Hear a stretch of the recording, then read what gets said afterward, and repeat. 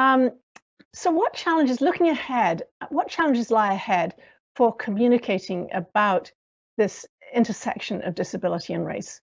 Can you pinpoint a couple for us?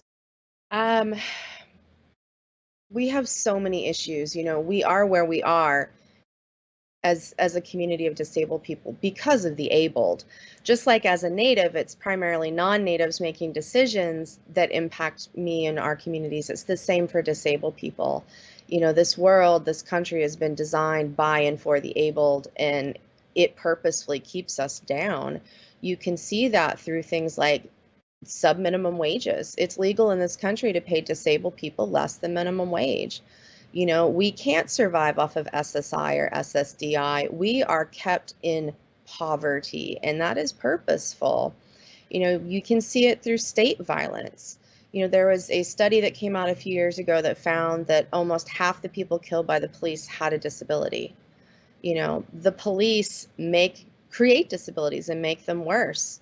There was a resident of Kenosha, Wisconsin, Jacob Blake, who's now paralyzed from being shot by the police 7 times in his back. And that just happened August 2020.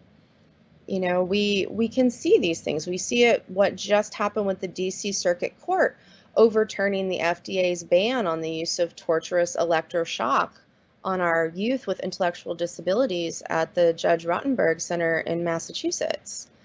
It's still legal under Buck v. Bell Supreme Court case law to sterilize us against our will.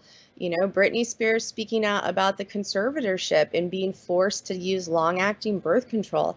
Like, I can keep going with all of the problems we have ahead of us, which also include the climate crisis and still the COVID-19 pandemic. We need a lot of change from the top down, and that includes in media as well.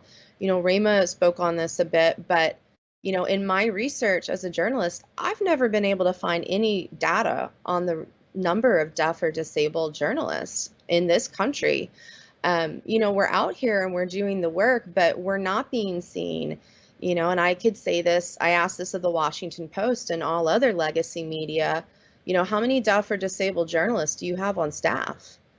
How many of them are Black or brown or indigenous? How many of them are leading newsrooms and TV stations and radio stations? I wouldn't be surprised if the answer is in the single digits and quite likely even zero. We have a long way to go still, and it really is the abled who need to step up, step back, and start taking our direction and doing what we say we need.